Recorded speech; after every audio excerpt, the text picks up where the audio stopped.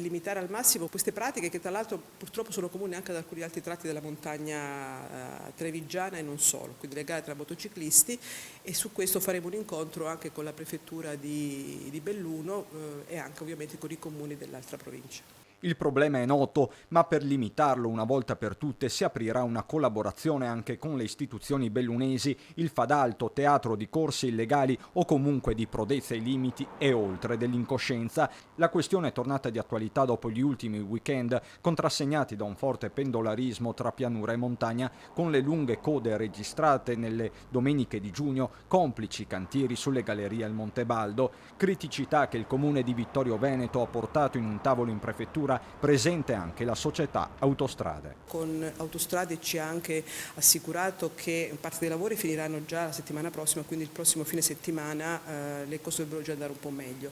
Ci saranno altri lavori sull'altro lato della galleria, diciamo l'altra canna, e questo impegnerà per almeno altri 2 weekend che potrebbero quindi creare dei problemi. La motivazione è stata data è questa, che è stato deciso a livello ministeriale di fare un'indagine su circa 500 gallerie in modo da poterle analizzare più a fondo con metodiche innovative per questioni di sicurezza. Di certo nell'ultima domenica ha aiutato anche l'atteggiamento degli automobilisti. La gente ha cominciato a scendere un'ora prima della media delle altre volte, anche questo ha concorso un po' al miglioramento.